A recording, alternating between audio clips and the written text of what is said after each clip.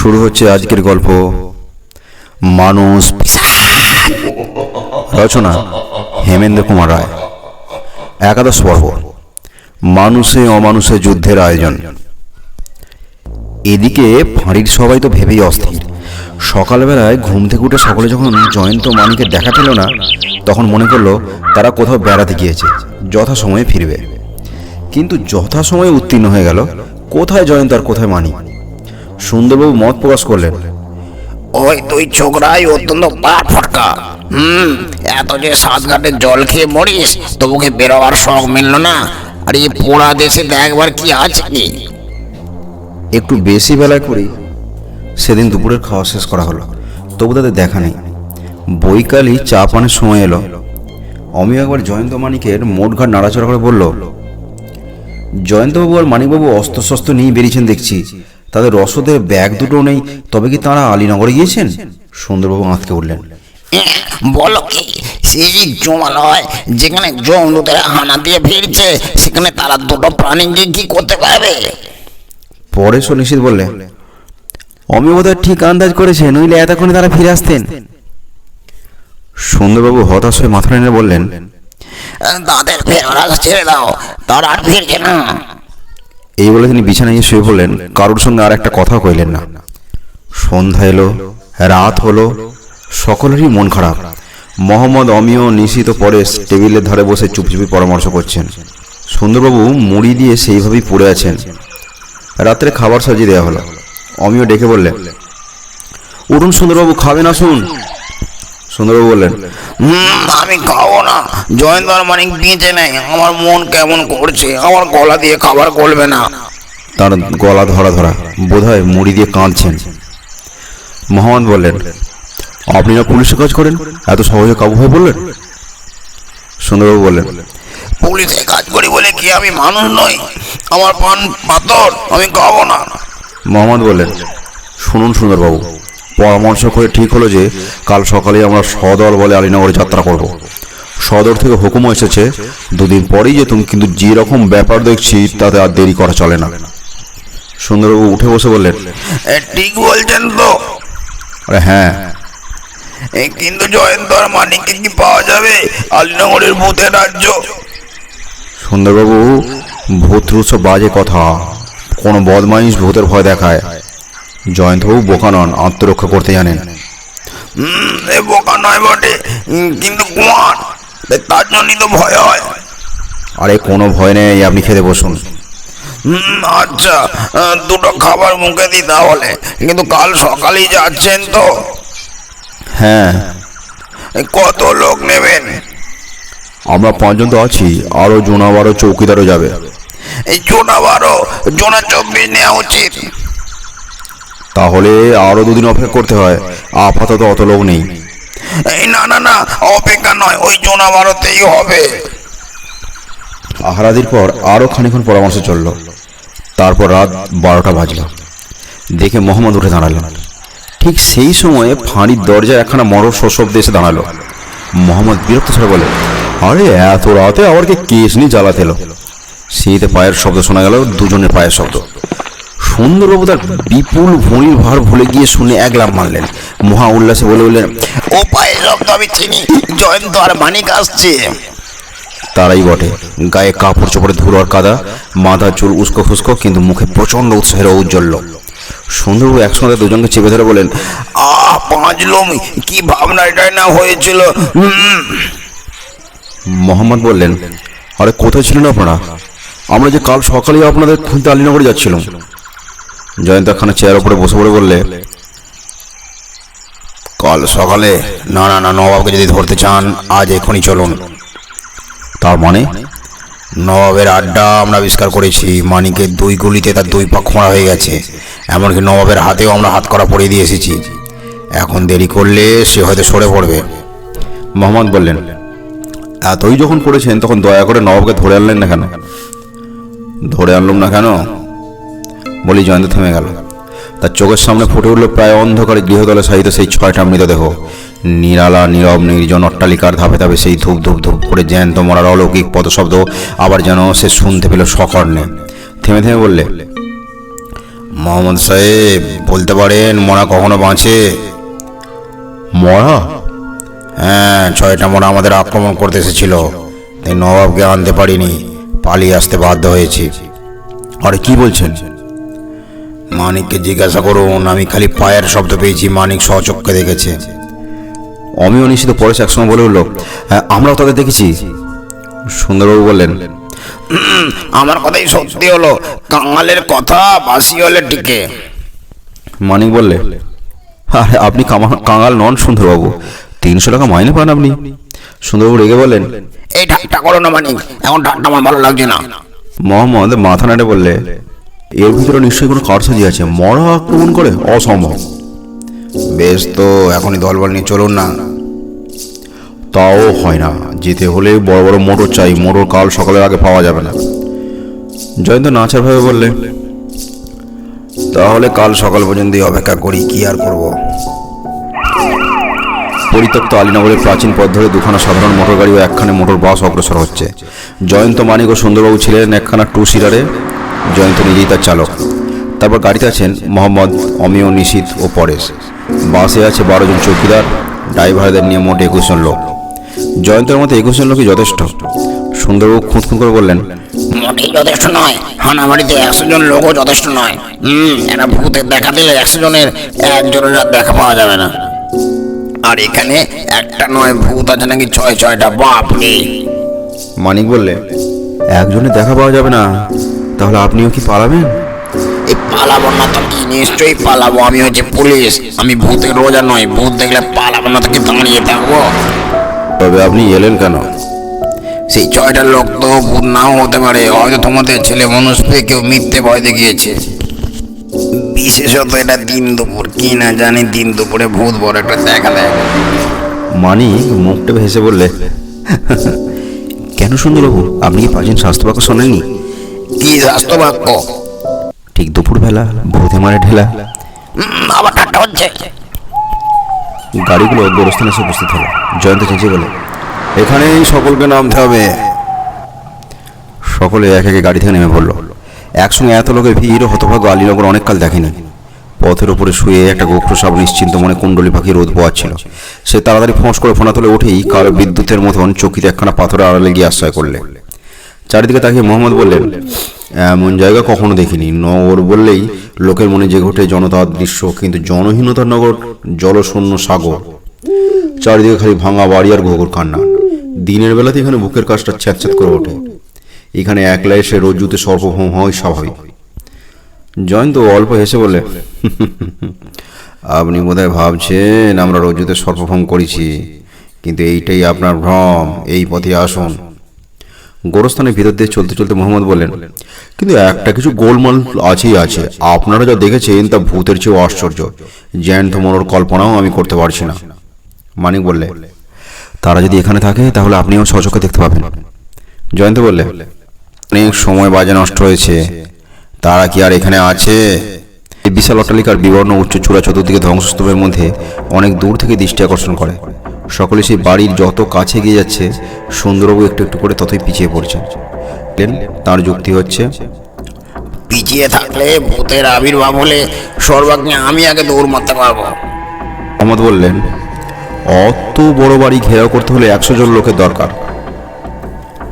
জয়ন্ত বললে, বাড়ি ঘেরাও করে যখন কোনো লাভ নেই, তখন ভিতরের উঠোনে চৌকিদার অপেক্ষা করুক, আমরা ডাকলেই তারা যেন ছুটে আসে। সুন্দরবাবু মনে মনে বললেন, তারাই ছুটে আসবে বটে, ছুটে আসবে না ছুটে পালাবে। ভূতের সঙ্গে লড়বি, তাল পাতা সে বাইরে। সকলে বাড়ির ভিতরে প্রবেশ করলো। এতগুলো জুতোর শব্দে অট্টালিকাবাসী নির্জনতা যেন চমকে উঠল সবিস্ময়ে। জয়ন্ত মনে মনে ভাবল, নবাব যদি এখানে এখনো থাকে তাহলে পায়ের শব্দগুলো সে নিশ্চয়ই শুনতে পেয়েছে। আর সেই জ্যান্ত মরাগুলো, তারাও কি এখন উৎকণ্ঠ হয়ে তালে তালে পা ফেলে আক্রমণ করতে আসবার জন্য অপেক্ষা করছে না? সুন্দরবাবু মনে মনে ভাবছেন, হ্যাঁ, এবারে তো খাঁচার ভিতরে ইঁদুরের মতন বাড়ির ভিতরে বন্দি হলাম।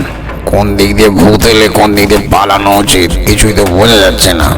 আর চৌকিদারদের সঙ্গে থেকে লাভ হবে না, এদের হাতে বন্দুক নেই। তিনি দৌড়ে মোহাম্মদের সঙ্গে নিলেন। জয়ন্ত সর্বাগ্রে একতলা দালানে সেই কোণের ঘরে গিয়ে ঢুকলো। চারিদিকে তাকিয়ে ঘাড় নেড়ে হতাশ হয়ে বললে, তারা এখানে নেই। সুন্দরবাবু স্বস্তির নিঃশ্বাস ফেলে বললেন, এই তারা নেই, বাঁচা গেছে, আপদ বিদে হয়েছে। মোহাম্মদ বললেন, আপনি ঘর ভুল করেননি তো?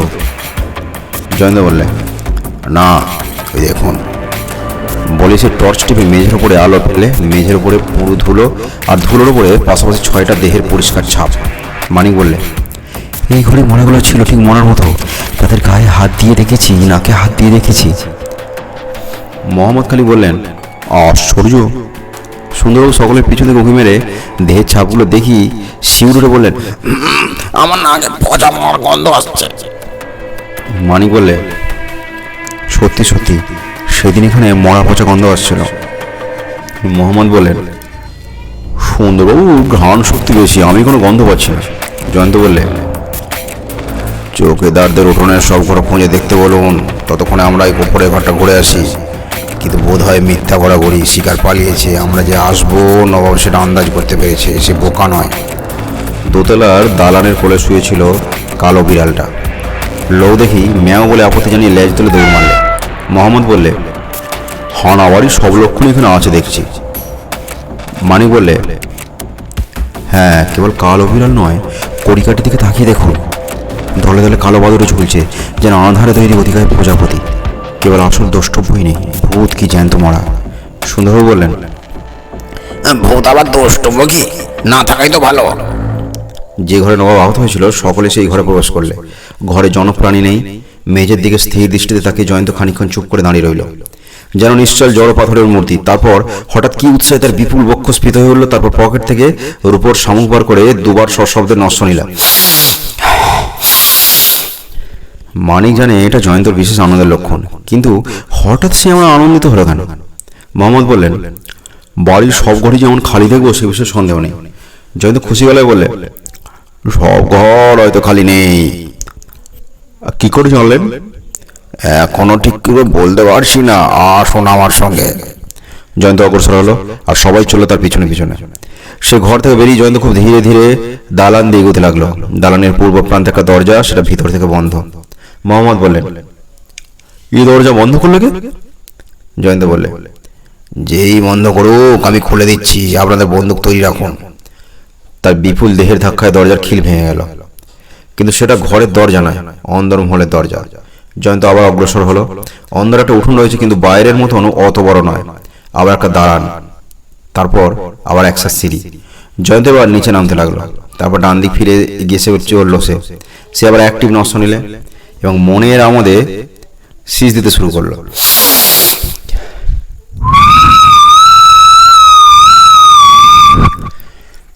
মানিক অবাক হয়ে ভাবতে লাগলো, জয়ন্ত কোথায় যাচ্ছে? এ বাড়ির কিছুই সে চেনে না, এদিকে কখনো আসেও নি, কিন্তু এমন নিশ্চিত কোথায় যাচ্ছে সে? জয়ন্ত তো অকারণে কিছু করবার পাত্র নয়। কি সূত্র সে পেয়েছে, কখন পেলে এবং কেমন করে পেলে? দ্বিতীয় উঠোনে পূর্ব প্রান্তে ঘুটঘুটে অন্ধকার একটা ঘর। জয়ন্ত সোজা সেই ঘরের ভিতরে গিয়ে ঢুকলো। ঘরের মাঝখানে দাঁড়িয়ে একবার টর্চটা জেলে কি যেন দেখলে। সে ঘরেও কেউ নেই। মোহাম্মদ জিজ্ঞাসা করলেন, এখানে এলেন কেন? জয়ন্ত সে কথা জবাব না দিয়ে যেন নিজের মনে বলে গেল, দেখছি এ ঘর দিয়ে বেরোবার আর কোনো পথ নেই, তাহলে কোথায় গেল? কি কোথায় গেল? নবাব সেই ঘরে ঢুকেছে, কিন্তু দরজা দিয়ে আর বেরোয়নি। মোহাম্মদ একটু বিরক্ত সই বলে, আপনার মানে আশ্চর্য মনে কারণ কি? কারণ রক্তের প্রমাণ মোহাম্মদ সাহেব, রক্তের প্রমাণ। আপনারা চোখ ব্যবহার করতে শেখেননি কেন? আপনার কথা আমি ঠিক বুঝতে পারছি না। মেঝের দিকে তাকিয়ে দেখুন। মানিক সবিষয়ে দেখলো গৃহতলে একটা সুদীর্ঘ কালো রেখা। ঘর থেকে মুখ বাড়িয়ে এসে দেখলো সে রেখা দালান দিয়ে সমানে চলে গেছে। রক্ত জমাট বাঁধলে কালো দেখায়, এত বড় একটা সূত্র তার চোখে পড়েনি বলে সে রীতিমতো লজ্জা অনুভব করলেন। জয়ন্ত বললে, মোহাম্মদ সাহেব শুনেছেন তো, মানিকের রিভলভারের গুলিতে কাল নবাবের উড়ু আর পা জখম হয়েছিল। নবাব যেখান দিয়ে গিয়েছে কিংবা তাকে যেখানে নিয়ে যাওয়া হয়েছে সারা পথে রক্ত ঝরে পড়েছে। সেই রক্তরেখা অনুসরণ করেই ওপরের ঘর থেকে আমি এখানে এসে হাজির হয়েছি। এখন বুঝতে পারলেন? সুন্দরবাবু বলেন, জয়ন্ত তুমি আমার কান মুলে দাও। আমরা কি চোখের মাথা খেয়েছিলুম? এমন সহজ প্রমাণটাও আবিষ্কার করতে পারিনি। মোহাম্মদ চমৎকৃত স্বরে বললেন, আরে ধন্য জয়ন্তবাবু ধন্য, কিন্তু সে শয়তানটা গেল কোথায়? সেটাই হচ্ছে সমস্যা। দেখছেন তো রক্তের একটা রেখা এই ঘরে এসে ঢুকেছে। নবাব ঘর থেকে বেরিয়ে গেলে আর একটা রেখা দেখা যেত।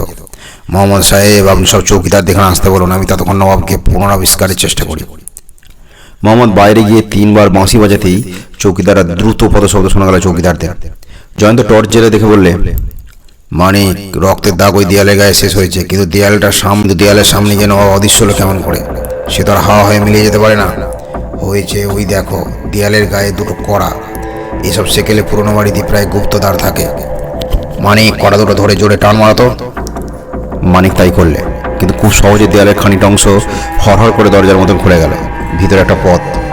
সবাই রিভলভার নাও। 6জন চৌকিদার গুপ্তদ্বারের সামনে পাহারা দিক। 6জন আমাদের সঙ্গে আসো। পথটা গিয়ে আর একটা দরজার সামনে গিয়ে শেষ হয়েছে। দরজার সঙ্গে আর একবার জয়ন্তের শক্তি পরীক্ষা শুরু হলো, কিন্তু এই দরজা জয়ন্তের প্রবল আক্রমণ 3বার ব্যর্থ করলে। জয়ন্ত তখন দরজার ওপরে পৃষ্ঠদেশ দেখে দেহের সমস্ত শক্তি প্রয়োগ করে প্রাণপণে চাপ দিতে লাগলো।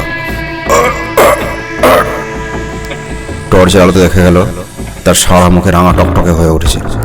মোহাম্মদ মাথা নেড়ে বললেন, আরে অসম্ভব চেষ্টা, মানুষও দরজা গায়ে জোরে ভাঙতে পারে না, অন্য ব্যবস্থা করতে হবে। হঠাৎ মরাত করে একটা শব্দ হলো। জয়ন্ত সরেছে হাঁপাতে আমাদের বললেন, দেখুন ভেঙেছে কিনা। মোহাম্মদ এগিয়ে সব বিষয় দেখলেন দরজার দুখানা কবারই চৌকাঠ থেকে ভেঙে বেরিয়ে গিয়েছে। সসম্ভ্রমে জমির দিকে তাকিয়ে বললেন, আপনি অসাধারণ মানুষ। তারপর 2-3টে লাথি মারতে হুড়মুড় করে পাল্লা দুখানে ভেঙে পড়ল। খোলা দরজা দিয়ে দেখা গেল একখানা বড় হল ঘর, এবং ঘরের অধিককার দেয়ালের সামনে খাটের বিছানার উপর হাসি মুখে বসে রয়েছেন নবাব স্বয়ং। জয়ন্ত চেঁচিয়ে বললে, সালাম আলীনগরের সম্রাট, ঘরের ভিতরে যেতে পারি কি? নবাব খুব মিষ্টি গলায় বলল, এসো। তোমার কি সেই জীবনহীন জীবন তারা কোথায়? নবাব আবার ঠোঁটে হাসি মাসি বললেন, বড় হঠাৎ এসে পড়েছো, তাদের জাগাবার আর সময় পেলাম না। তাহলে জীবনে আর সময়ও পাবে না। বলে জয়ন্ত ভিতরে গিয়ে ঢুকলো সর্বপ্রথমে। অন্য সবাই তার পিছনে এগিয়ে গেল। হঠাৎ সুন্দরবাবু ওরে বাবরে বলে চেঁচিয়ে উঠে সামনে অমিয়কে পেয়েই 2 হাতে তাকে জড়িয়ে ধরে ঠক করে কাঁপতে লাগলেন। সকলে ফিরে স্তম্ভিত নেত্রে দেখল দরজার দিকের দেওয়ালের তলাতেই পাশাপাশি শুয়ে সেই 6টা মূর্তি। তাদের কারুর চোখ মোধা, কারুর চোখ আধা খোলা, কারুর চোখ পুরো খোলা, কিন্তু সব চোখই আড়ষ্ট, মরার মতন দৃষ্টিহীন। জয়ন্ত এগিয়ে গিয়ে তাদের বুকে হাত দিয়ে বললে, মোহাম্মদ সাহেব, দেখে জানি ঠান্ডা বুকে শ্বাস প্রশ্বাসের কোনো চিহ্ন আছে কিনা। কিন্তু মোহাম্মদের রুচি হলো না। দূর থেকে বললেন, আরে দেখি তো পাচ্ছি ওগুলো মরা। মানিক বললেন, কিন্তু এই মরাগুলি সেদিন বেঁচে উঠেছিল। মোহাম্মদ অবিশ্বাসের হাসি হাসলেন। সুন্দরবাবু চোখ ছানাবার করে বলেন, ওরা আবার যদি জাগে, আবার যদি তেড়ে আসে, এই চৌকিদার লাশগুলো শিগগিরি এখান থেকে সরিয়ে নিয়ে যা। কিন্তু চৌকিদাররা মরা শুনতে রাজি হলো না। নবাব হাসতে হাসতে বললে, ভয় নেই, ওরা কেউ আর জাগবে না, এবারে আমি ওদের মতন ঘুমিয়ে পড়বো। জয়ন্ত চমকুটে বললেন, ঘুমিয়ে পড়বে মানে? হ্যাঁ, ঘুমিয়ে পড়বো। তোমরা জ্যান্ত নবাবকে এখান থেকে নিয়ে যেতে পারবে না। এই দেখো। নবাব বিছানার উপর থেকে একটা খালি শিশি তুলে দেখালে। তুমি বিষ খেয়েছো? হ্যাঁ, তোমরা হঠাৎ এসে পড়লে, নইলে ওদের আর একবার জাগিয়ে শেষ চেষ্টা করে দেখতুম। বিষ না খেয়ে উপায় কি? মোহাম্মদ বললেন, তুমি সত্যি সত্যি মরাগুলোকে বাঁচাতে পারো? পারি। অবিশ্বাস হচ্ছে, দেখবে। সুন্দরবাবু আঁতকে উঠে তাড়াতাড়ি বললেন, না না না, দেখে কাজ নেই, আমার খুব বিশ্বাস হচ্ছে। নবাব বললেন, তোমরা কি পিশাচ সিদ্ধ মানুষের কথা শোনোনি? আমি বহু সাধনায় সেই বিদ্যা অর্জন করেছি। নানান দেশের নানান খবর খুঁজে আমি বেছে বেছে খুব জোয়ান আর টাটকা মরা তুলে নিয়েছি। যখন দরকার হয় আমি তাদের নিজের আত্মার অংশ দিই, কিন্তু ওদের দেহ তাজা রাখবার জন্য জ্যান্ত জীবের রক্তের দরকার হয়।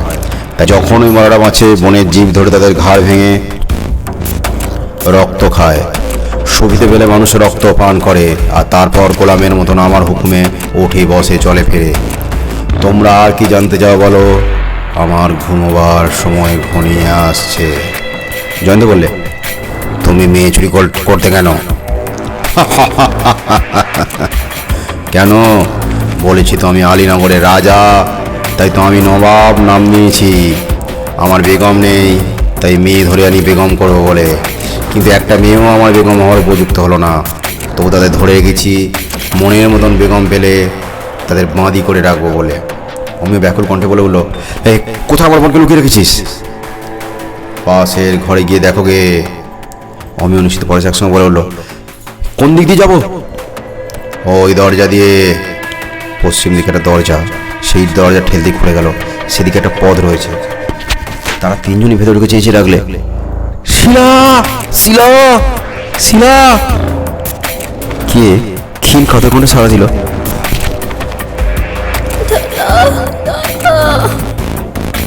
মিনিট তিনেক পরে অমিয় তার বোনের হাত ধরে ফিরে এলো। নিশ্চিত পরেশের পিছনে এলো আরো তিনটে মেয়ে।